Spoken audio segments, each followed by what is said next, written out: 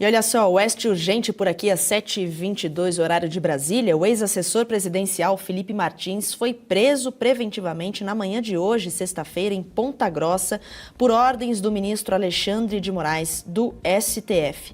Martins, que estava em prisão domiciliar, foi levado para um presídio da cidade. A prisão ocorreu após ele supostamente violar uma medida cautelar que o proibia de acessar as redes sociais, sendo detectado em uma pesquisa no LinkedIn. Os policiais não forneceram explicações durante a prisão, nem ao ex-assessor, nem a seus advogados. Eles não receberam esses detalhes sobre o motivo da prisão no momento da ação. Olha só, Berenice Leite, oeste urgente por aqui, que aconteceu nesta manhã, a prisão de Felipe Martins. E a gente sabe do histórico, a gente acompanhou, porque Moraes deu 24 horas para ele explicar essa tal pesquisa que aconteceu no LinkedIn, Berenice. Esse pode ser um dos motivos, a gente comentou aqui nesta semana, apesar da defesa de Martins ter deixado muito claro que quem tem acesso a essas redes sociais nesse momento são os próprios advogados, também teriam comprovado que essa conta do Felipe Martins no LinkedIn estaria inativa, né? A gente ainda está aguardando informações, infelizmente, né? Como eu disse e reitero aqui, a justiça simplesmente manda prender e não traz ali uma justificativa plausível. O Felipe Martins foi conduzido agora pela manhã ali para um presídio já na cidade onde ele estava domiciliarmente preso, né? A gente ainda está confirmando todas essas informações, mas a transferência já aconteceu, os policiais bateram na porta dele já nas primeiras horas dessa manhã. E, Tawane, eu estou aqui tentando confirmar essa informação, mas acredito que isso pode ter acontecido também, porque um dos réus que estão ali dentro do tal núcleo que eles consideram que o Martins participou, pode ser aí que essa decisão tenha havido em fator de um outro réu que também teria tentado fugir aqui do país. Eu estou confirmando ainda essa informação, mas pode ser isso, haja vista que o ministro Moraes, ele age dessa forma, né? Ele com base na conduta de terceiros, e foi assim que a prisão do Felipe Martins foi convertida para uma prisão domiciliar. Ele não estava ainda já cumprindo a sua pena, porque o trânsito julgado ainda não foi considerado, a defesa ainda estava na fase de recorrer. No entanto, isso se agravou em fator do Silvinei Vasquez ter tentado sair do país. E parece, ainda estou confirmando, já a gente vai ter essa resposta, mas pode ter sido por isso, porque um outro réu desse mesmo núcleo da Polícia Federal, ele teria também tentado sair do país, e por causa disso, Felipe Martins foi conduzido para um presídio, né? A gente sabe que isso é ilegal. A doutora Kátia está aí, né, especialista, e vai poder falar melhor sobre esse assunto, questões que o guardam constitucionalmente, mas é uma tremenda injustiça. Felipe Martins, assim como os demais réus do 8 de janeiro, sequer deveriam ter sido condenados, viu, Tawane? Volto com você.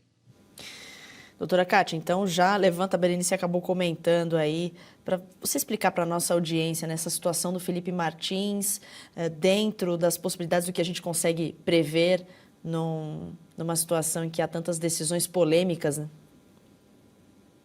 Olha, Tawane, infelizmente, surpresa zero, né? Primeiro, vamos voltar ao ponto nodal. Acesso até eventual acesso a redes sociais não é ilícito algum. Alexandre de Moraes não poderia ter proibido esse acesso por parte de Felipe Martins, nem dos outros condenados, réus investigados, etc., porque esse tipo de cautelar não consta do rol taxativo lá do artigo 319 do CPP, que dispõe sobre as cautelares. Então, isso em si já é uma irregularidade. Ainda que uma cautelar tivesse sido descumprida, isso por si só não ensejaria uma conversão automática em prisão preventiva. E por quê? Porque a prisão preventiva é uma medida excepcionalíssima, apenas para os casos em que o envolvido, né, o investigado ou o réu, esteja acarretando perigo, risco concreto. E aí não se fala de periculosidade abstrato, não.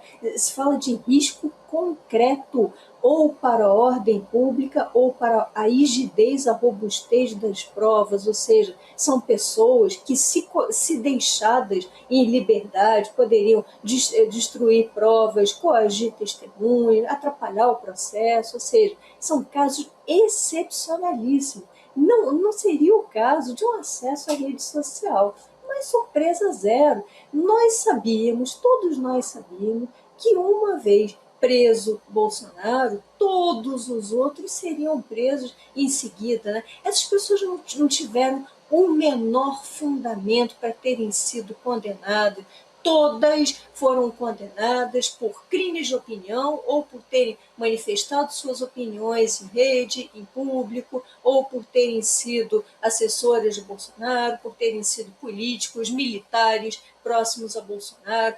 Todos foram condenados por questões políticas. Essas pessoas são presas políticas e é assim que devem ser enxergadas. São presas políticas torturadas por Alexandre de Moraes, totalmente fora do devido processo legal, da ampla defesa, fora dos ritos, sem a prática de crime. Isso é uma excrescência jurídica. Qualquer estudantezinho de direito penal, na primeira aula de direito penal aprende que não há crime sem lei anterior que o defina, não há pena sem a devida cominação legal. Não há nenhuma dessas pessoas acusadas e condenadas da prática de tentativa de abolição violenta do Estado de Direito, nenhum deles foi visto sobre um tanque de guerra, ali se dirigindo rumo a prédios públicos. Nenhuma dessas pessoas foi vista tentando estrangular autoridades, tentando explodir a cabeça de autoridades, nada disso. Aliás, nenhuma dessas pessoas sequer foi vista